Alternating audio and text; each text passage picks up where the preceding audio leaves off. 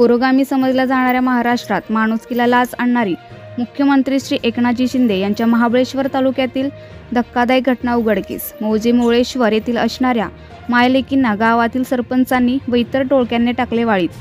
श्रीमती हेमलता लक्ष्मण जंगम व आशा लक्ष्मण जंगम या दोघींना समाजातून केले बहिष्कृत. गावचे प्रथम नागरिक श्री सुनील सुरेश जंगम तसेच चंद्रकांत मारुती जंगम पुजारी, सुधीर सोमाजी जंगम, श्री संजय रामचंद्र शिंदे, श्री रमेश गंगाराम ढेबे, संजय दगडू होगाडे, संतोष सुरेश गोगाडे, अंकुश बबन आखाडे, संजय गणू जंगम, संतोष मारुती जंगम, किशोर भगवान जंगम, लता भगवान जंगम, श्री आनंदा बाबू ढेबे, विमल दिलीप जंगम यांनी संपूर्ण कुटुंबच केले बहिष्कृत. धार्मिक कार्यक्रमात, अंत्यविधीच्या कार्यक्रमात सहभागास तसेच शेतीच्या कामास मजुरांना व इतर लोकांना केली बंदी. श्रीमती आशा लक्ष्मण जंगम यांनी सप्तसह्याद्रीच्या प्रतिनिधीशी बोलताना उघड केली घटना. पोलीस प्रशासनास वेळोवेळी तक्रार करून सुद्धा घेतली नाही दखल.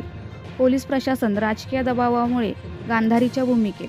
भविष्यात आमच्यावर आत्महत्येची वेळ येणार असे पीडितांनी सांगितले. त्याला सर्वस्वी गावातले सरपंच व इतर लोक तसेच त्याला पोलीस प्रशासन देखील जबाबदार असतील.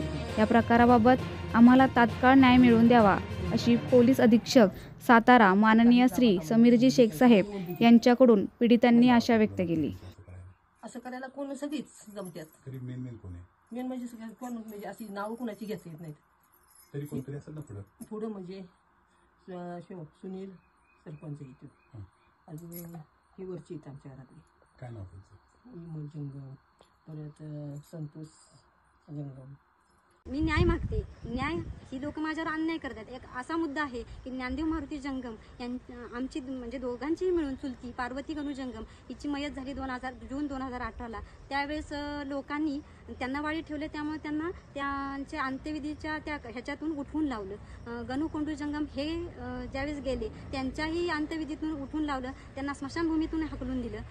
परत माझे सख्खे चुलते सोमाजी भागू जंगम हे 21/3/2023 रोजी मार्च महिन्यात एक्सपायर झाली आणि मी 6:30 वाजल्यापासून 9:30 पावणे 10पर्यंत तिथं बसलेले होते. त्यावेळेस संपूर्ण गावानं मिळून आणि सुधीर सोमाजी जंगम आणि शरद सोमाजी जंगम ह्या सर्वांनी मिळून मला गावातून हाकलून लावलं. म्हणजे घरातून हाकलून लावलं, अंत्यविधीच्या ठिकाणी जाऊन हाकलून लावलं आणि मला त्यांच्या अंत्यविधीचं शेवटचं दर्शनही घेऊ दिलं नाही, त्यांच्या अंत्यविधीला येऊ दिलं नाही.